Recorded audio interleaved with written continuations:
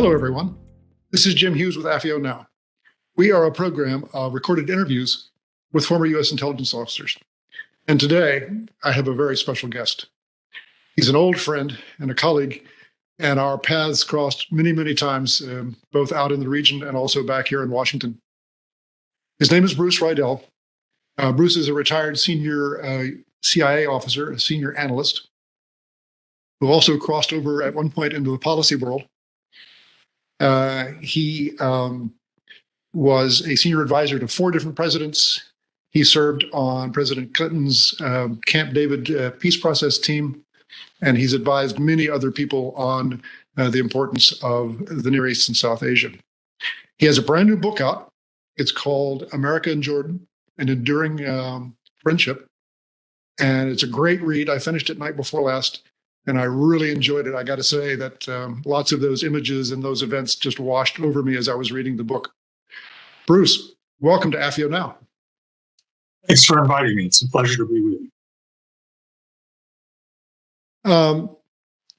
Bruce, as I was saying to you off camera, not only is this a very well-researched and written book, it's also a very personal history. Would you share with our audience a little bit about some of the personal aspects of this journey that you went on? Certainly. I've been to Jordan many, many times. I've been to Jordan in the last 10 years, I think 4 or 5 times.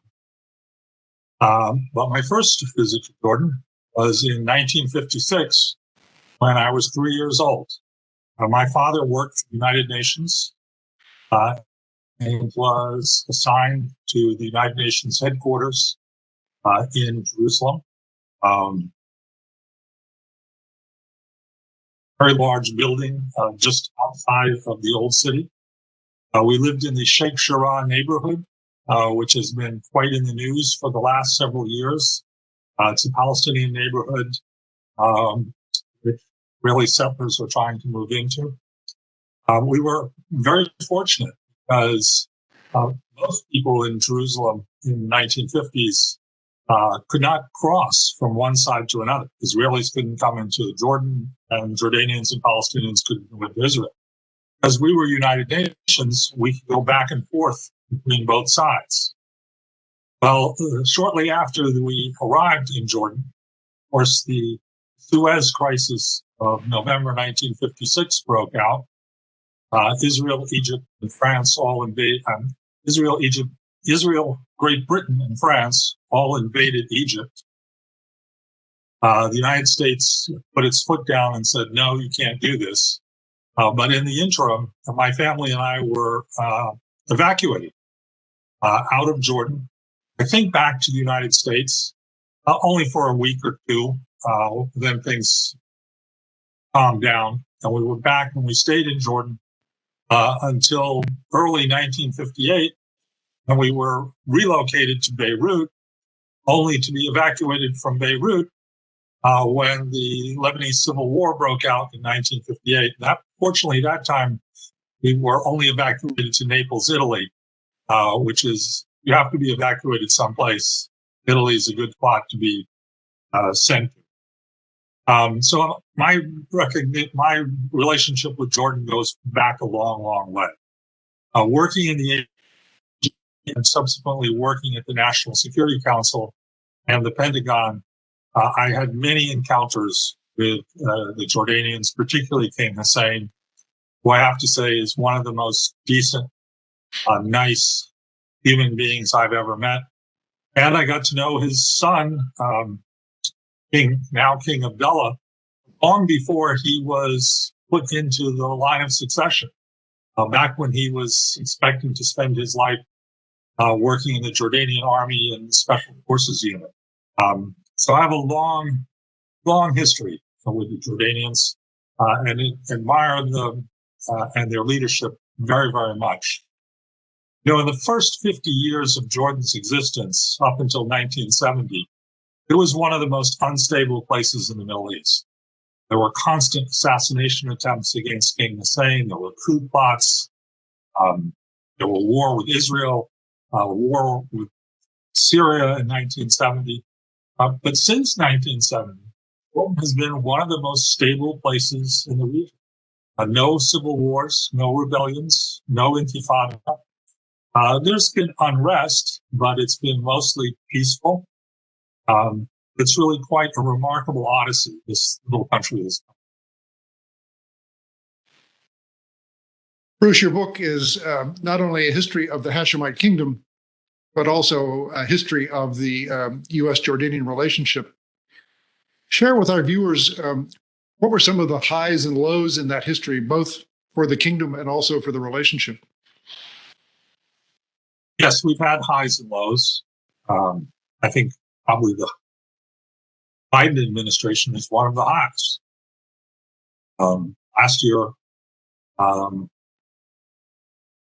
March and April, there was serious unrest in the royal family in Jordan.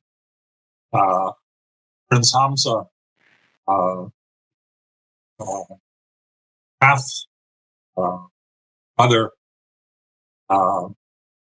current crown prince, was apparently involved in some vicious activity. Saudis were supporting this activity.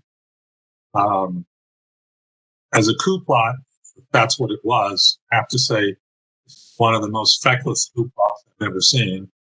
And I've seen a lot of feckless coup plots in my life. They had no support in the military. But the long and the short of it is, once the CIA was briefed on it, Director Bill Burns immediately went to the White House within hours, met with the president and the vice president, and the president called King Abdullah and expressed his support for him. And then the White House put out a notice. King had been called by the president. The president had reiterated support for him. The president also publicly reiterated support for the two-state solution in Palestine. It was a very dramatic example of American support for the Jordanian monarchy in a moment when it was in some danger. We don't know how much danger. I don't think the king was ever in any risk of being overthrown, but it was a dramatic display of American traditional support for. We've seen that in other cases. In 1970, in Black September, the Nixon administration strongly supported the king.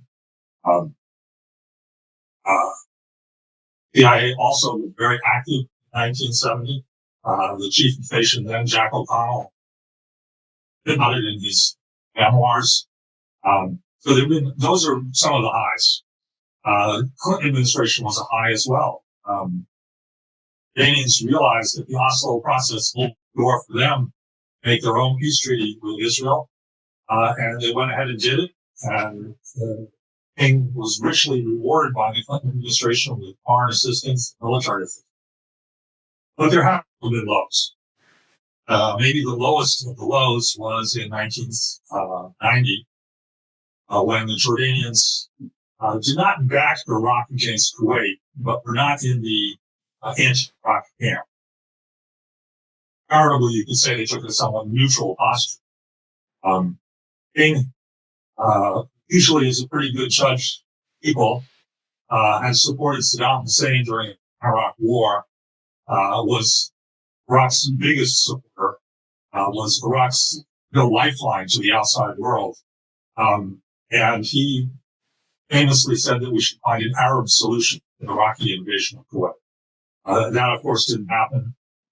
Relations went into a very deep hole, very, very frigid. Congress wanted to take punishing actions against Jordanians. President George H.W. Bush did not want to go that far. But the story also has a personal dimension for me. In 1992, I was at the National Security Council working for Brent Scowcroft and Richard Haas. And in September of 1992, with the election out, I was dispatched to Jordan with an oral message from the president and Scowcroft. And the message was, time to get over this. Let's put the past behind us. And assuming the Bush administration is reelected, let's work to rebuild the relationship back to what it was pre-August 1990. Not surprisingly, this was a message that the king very eager to hear. I got a 8 eyes lunch with the king in the royal palace. The chief of station came with me. The ambassador was notably not invited to come because he'd been very critical of the king. And the next day, I got to fly in the royal helicopter, King's own helicopter, down to Petra. Petra is an incredible archaeological site to see, but it's even neater to see in a helicopter, which can fly around and get you to the high points. So it was an interesting mission, and it showed that even at one of the lowest low moments, the American president recognized that we needed to rebuild the relationship, get it back into harmony. Jordan, geographically, is the linchpin of the region. It's surrounded by Iraq, Syria, Israel, Palestine, Jordan, Saudi Arabia, and just across the Gulf of Aqaba, Egypt. You have instability in Jordan. It's bound to bleed over to these other countries. Very important for the United States to see Jordan stable, active, and progressive country. Bruce, as you well know, the CIA's role in Jordan and its relationships have really been unique, perhaps unique in all the world, both with King Hussein and King Abdullah II themselves, but also with the Premier Intelligence Service, the GID. Describe to our audience a little bit about that relationship and how it evolved over the years. Well, the mid-50s, there was no Jordanian intelligence service. And Jeff O'Connell, who I mentioned earlier, went out there as a young officer. He asked the king, "Who's your head of intelligence?" And I am the head of the intelligence service. And by the way, I am the intelligence service. But he quickly began building.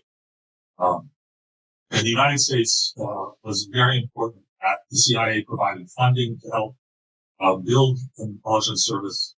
And it rapidly became one of the finest, not just in the region, I would say one of the finest our builders.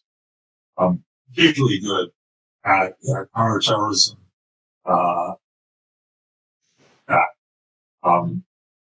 It is service largely based around East bankers, that is to say, not Palestinians. Jordan is a country of 10 million people, in which a majority of those 10 million people are not ethnically Iranian. Very small minority is ethnically Iranian. And this GID is high on these bankers, and therefore very, very loyal. And it has a full responsibilities, but obviously strongest in dealing with the neighborhood. And it is very good in dealing with what has been perennial enemy, if you like, for the last 60 years, which is Syria, which remains a huge source of concern for the Jordanians today. Not just the terrorist groups like ISIS and Al-Qaeda find refuge in, but also that the Russians have a big military presence there. Iranians, Hezbollah. Syria has been a deep concern of the Jordanians for a long time, but especially since 2011 civil war remains a concern today. And I would say a lot of the intelligence have was on in Syria, probably a product of operational. But they go beyond that. It's worth remembering in 2009 that it was a Jordanian intelligence officer apparently penetrated into Al-Qaeda and found a double agent. Learned sadly, end of December 2009, that he was actually a triple agent, still working for Al-Qaeda and the Jordanian, and 5 Americans killed when the supposed agent blew himself up base in Afghanistan. But it's an example that the U.S. and Jordan work very, very close around the world. I'll just give you one other example.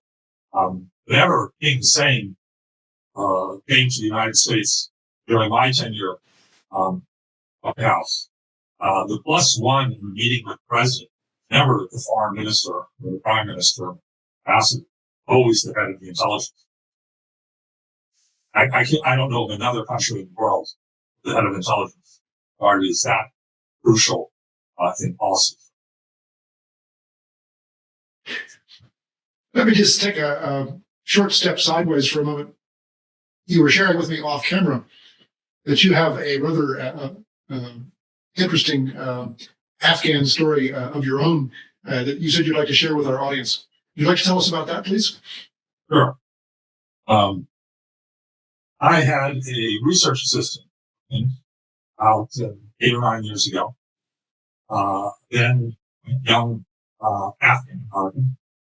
She was born in Afghanistan, but her family fled Afghanistan in 1979 when the Soviets invaded, ending up in Colorado, where she grew up. Then, like many Americans, decided to come to Washington, get into public policy making. And she came to Brookings and worked for me for a while, as well as doing some other tasks at Brookings. A few years ago, she showed up in my office first thing in the morning and said, I'm going home. I foolishly said, you mean Colorado? I want to go help my country. And she went off, a single Afghan woman, got a job in Afghanistan.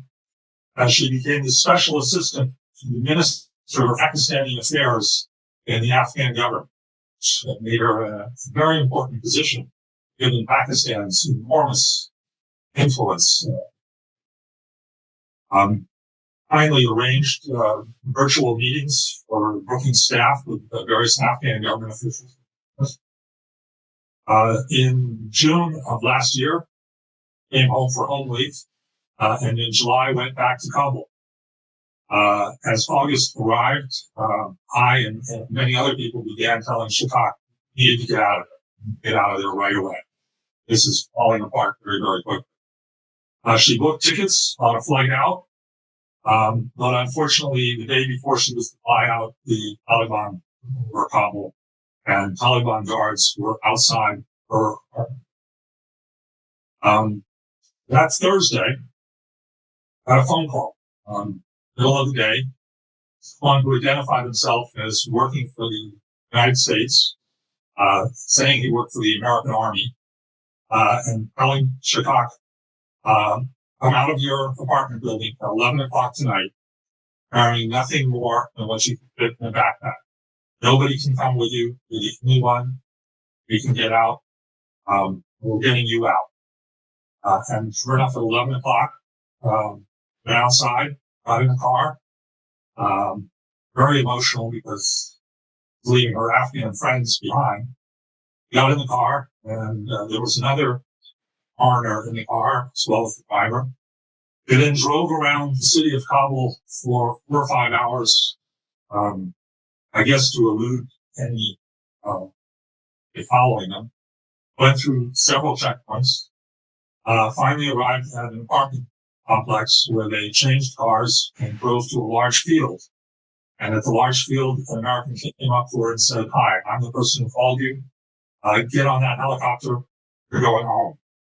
And they flew her over the gate into Kabul International Airport, where she was rapidly hustled onto Hungarian Air Force jet. And she was flown to Budapest. And then from Budapest, then flight home on commercial aircraft. She realized, once she got out, that it was the CIA rescuing her. And the field that she had gone to was part of Eagle Base, CIA's base camp. CIA had no responsibility for Shakak, not a CIA employee, but in an evacuation that in many other ways was really a debacle. The agency did a great job. of getting an American home to the United States. After she got back, my wife and I went to the EAA store online and bought her a CIA ball cap. Apparently, she wears all the time now in Colorado. Gratitude to you. Good news story about Afghanistan. That's a wonderful story. Thank you for sharing it with us. I got to tell you, it's not the only one. I've heard quite a number because that's what we do. Turning back to Jordan, what do you see as the future for Jordan and King Abdullah and possibly his successors in the coming years? I think Jordan will continue to be stable.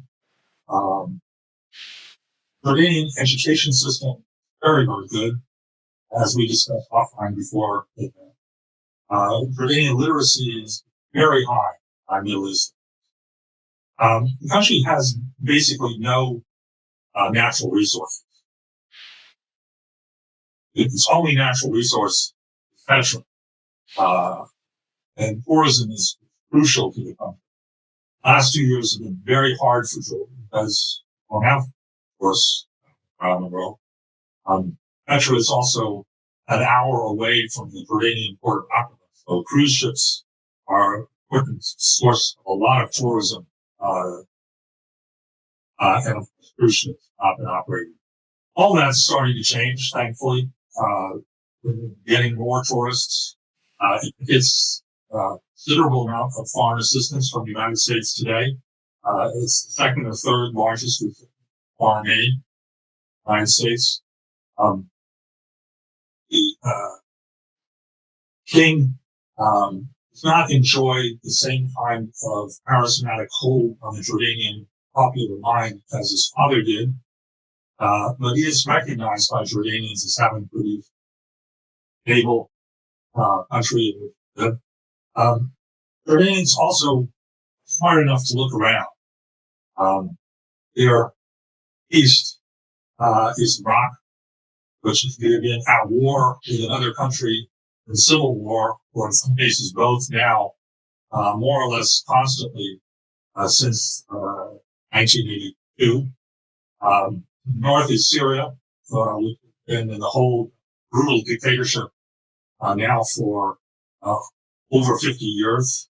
And last 10 years plus in the throes of a very brutal civil war. Hundreds of thousands of Syrians have fled the refugees. Then there's Lebanon, which basically has no economy these days. To the west is the occupied West Bank, Israel, and certainly plight of house population in the West Bank and the difficulties that they go through, and frankly the indignities after suffering in occupation. Egypt, across the Gulf of Aqaba, has gone through revolution and new dictatorship. And Saudi Arabia, engaged or in Yemen now, turned into a quagmire. So if you sit in Oman and you look around the region, you could say, okay, this may not be the best place in the world to live, but you have to be in the Middle East. This is a pretty nice place to be, pretty comfortable. The press is not entirely free by any means, but it is a lot more free than in most of the Middle East. You're not allowed to criticize the king directly, but you are allowed to criticize corruption in government like that. Allowed to criticize the peace treaty with Israel. Very unpopular with the Jordanian street. So I think, while it does have problems, and corruption is a very, very big problem, Jordan, my estimation, will continue to be a stable friend of America in the center of the Middle East. And I know popular wisdom to say the United States is leaving the Middle East, and to some extent we are. But we're not going to leave the Middle East entirely. And we're certainly not going to leave Jordan. In my conversations with the Pentagon and CENTCOM, they all say that the base that we've established in Jordan the last 5 years, we've never had a base in Jordan, never deployed a permanent basis for Jordan. Have now, thanks to the Syrian civil war and big help. The military loves this base because it's safe. There's no significant tradition of terrorism in the region. And soldiers who are deployed there can interact with Jordanian society in a way that you just don't see happen in Saudi Arabia or in most of the Gulf. So this friendship, I think, will endure. There have been some unpleasant stories from the king in the last year. First, about his luxury property overseas. I don't think anyone gainsays him in London, not in Georgetown, but 3 luxury houses in Malibu overlooking the Pacific Ocean is a little questionable. And now, most recently, he's been reported to have had large Swiss bank accounts.